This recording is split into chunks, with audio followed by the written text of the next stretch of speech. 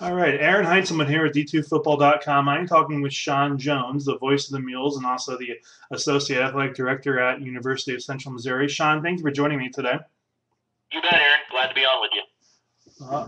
Thank you again. Thank you for being with me. Let's talk about Central Missouri football here. We're coming off a big victory over Missouri Southern. Not exactly the start right out of the gate that the Mules wanted, though. Talk about the first couple of possessions and the kind of guts it took out of Tommy Corwin and the team to come back off of a couple of 3-and-outs in a row. Yeah, I think you really hit the nail on the head, Aaron. I mean, you take a look at Tommy Corwin, and he's waited in the wings, 5 years for his opportunity and really been a solid backup and a team guy, but hadn't had a chance to ever be the starter. And how often does a guy get to be a starter after he's graduated from college? And that's the case with Tommy. And then he comes out with that new look offense, and the Mules had three and outs, and he was one of his first six. So it looked like it was going to be a tough debut. And it's a big credit to him and the coaching staff and the rest of the guys on the offensive side that once he threw that 57-yard touchdown pass to Dyer, which a lot of people won't remember, that was at a point when the Mules were down 7-0, and it was a 3rd and 18. And from that point forward, when he connected with Dyer for that touchdown, he was a different guy. He was 11 of his next 11 with 3 touchdown passes mixed in there. So it's like a switch was flipped as soon as that touchdown pass was thrown, and really for the rest of the ballgame, he looked extraordinarily comfortable, which is a big credit to him. Talk about that new look offense. Obviously, much publicized. Central Missouri loses just about everybody on offense. Chernesky, Warren, Cosby. Their running back is no more. Is it going to be a pass-heavy offense again? I know in the first game there wasn't a whole lot of running offense. So what's that new look offense look like?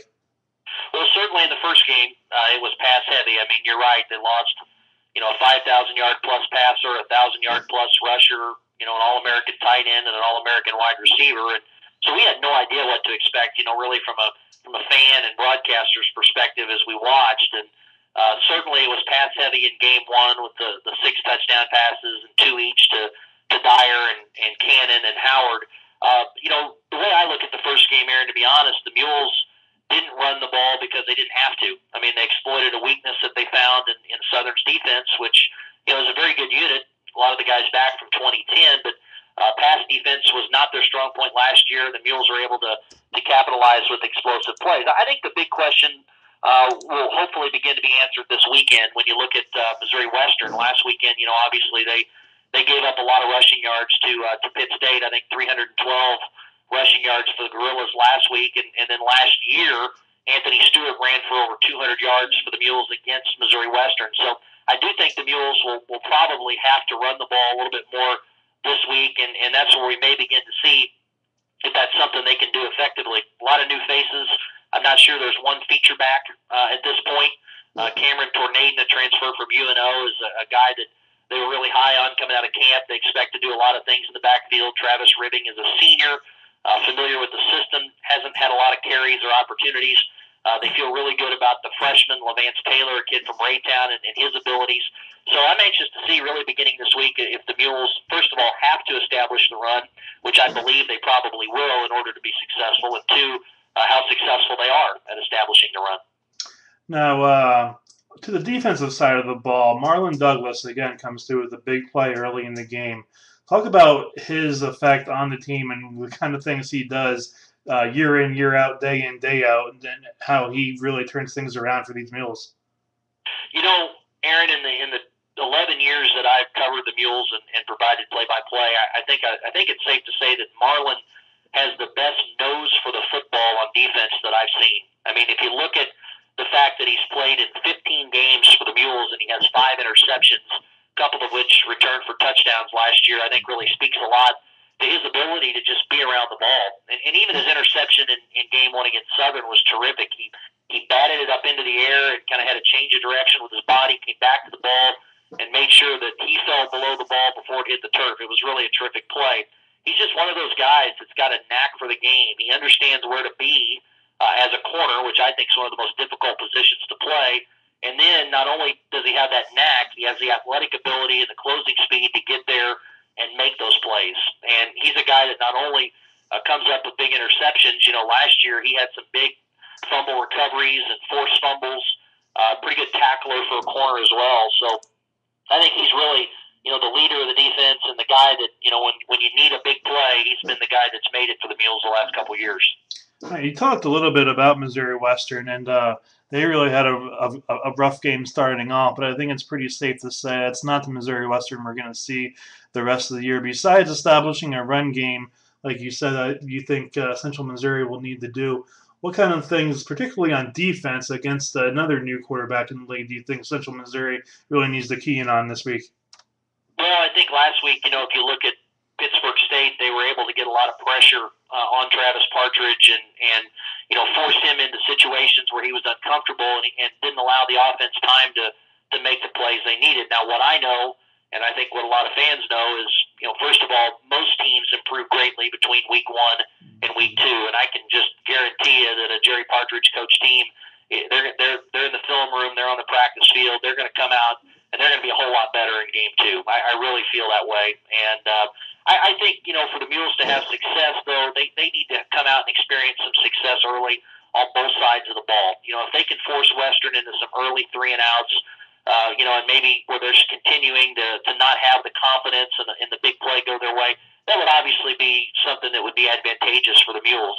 If Western's able to come out and establish a couple long drives for scores or hit an explosive play early for a score, they could get that swagger right back and be a very, very good football team. So I think a big key for the Mules is going to be how they do early in this football game. The Mules under Jim Svoobda have been very, very good in the second half.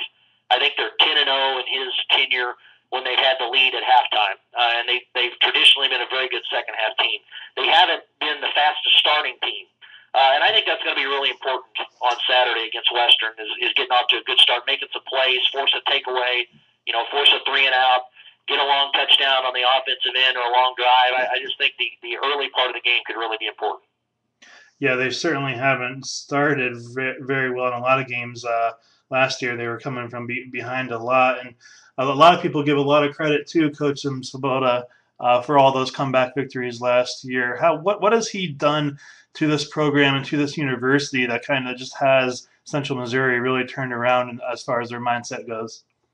I think he took over a program, Aaron, that was certainly a solid program. Willie Fritz did a great job establishing a winning tradition at Central Missouri in his 13 years that, quite honestly, if you look back over the course of 116 years, there hadn't been a whole lot of success in football. I mean, Terry Nolan had some good years, certainly. Howard Mahanes back in the 70s had a really good team in 1970, but, they were just kind of scattered here or there. There wasn't a lot of football tradition. I think most people looked at Central and said, that's a basketball school, great tradition there, baseball, volleyball, whatever the case may be, but they didn't really ever say, well, football's really special at Central. And, I think Jim inherited a group that had a lot of talent, and they were very hungry. And they look at a guy who's got, national championship rings from Northwest, and he'd been, an assistant at the NAIA level at the national championship level as well. And they just said, here's a guy we can believe in and follow. And I think he's so good with the players. I mean, just look at his recruiting this year, for example. He didn't go out and grab a lot of transfers to fill what are massive holes on the offensive side. He believed in the kids who he'd recruited the 2 previous classes and were in the system. He believed in their work ethic. He believed in their knowledge of the system and really felt good going into the opener last Thursday. While the rest of us were talking about how much we'd lost, he was talking about how good these young guys were. And when you can do that, your players start to believe in themselves, and they believe that if they put the time in and they do what the coaches say, they're going to get their turn. And when they get their turn, they're going to have success. And I think that's what he's brought to the program as much as anything else. A belief, a hunger was there. He gave the belief that, hey, we can do this here. We have everything we need to do this. And you guys are good enough to do this. And then he's taken the young guys and said, you work hard, you do what you need to do every day to prepare, and you're going to get your turn. And I think those are the 2 or 3 things he's done as well as anything. And he's hired a great staff, too. He's got a really, really good staff. I mean, Josh Lamberson is a special young coach that's going to be a big-time coach one of these days. Defensively, same thing with Matt Jeter. Hank McClung's a veteran, the offensive line coach. He's been a head coach. You look at Chuck Clemens, the guy who kind of held everything together, the guy who's been here and knows everything about campus and the tradition of the place. And then they brought in George Rickenstrick in the off season, and he's a guy that's been at the high major Division I level. So I think those are all the things that have contributed to the success that Mules football has had since Jim took over. Yeah, you definitely hit it right on the head. I've talked with Coach Boda a few times this offseason, and he just has that confidence. He really believes that his team is better off this year than they were last year. Now, talk about the prospects going forward in this season with so much loss, with a lot of unanswered questions, and as always, a very tough MIAA conference. Realistically, what should Central Missouri be hoping to do in this conference? Well, I think we'll find out as we move forward. The hard thing about Division II, and Aaron, you know this as well as anybody because you cover the whole division. It's hard to get a gauge for what everybody has. We don't have the hour, 2 hour long preview shows that we can watch on ESPN or where they go to campus and they break down the roster and they tell you about all these guys. And oftentimes the recruits aren't 4-star guys, so you're not able to go and watch lots of film on them. So it's hard to say until I think we get 2, 3, 4 weeks into the season just how good some of these teams we're going to play may be. For example, I think Missouri Western's an awful lot better than they played in week 1. It won't surprise me if they rattle off a whole bunch of wins, but the league's so good you just never know. I think the Mules expect to be good. I'll tell you that. You mentioned Jim, and he's a confident guy, and he generally backs that confidence up. And he's a guy that doesn't panic. He's a guy that has gone through an awful lot in his life and had to deal with some health issues that really put football in perspective for him. And so our sideline is always very calm, very professional and businesslike, and that's just kind of the attitude that they have. So I think the Mules, the players and the coaches believe that they can be a very good football team in 2011 despite the losses that they suffered in personnel from the great team of 2010. I'm just anxious to see the rest of the league a little bit more and get a gauge on how good some of these teams actually are once we start to see some more interconference matchups. I think we're definitely excited to see the Mules and the rest of the MIAA this season. MIAA wide, everyone's looking forward to it. Shawn Jones, voice of the Mules, I appreciate you joining me today, and we'll talk again throughout the season. Okay. Okay, Aaron, I appreciate the time. Thanks. All right, have a great day. You too.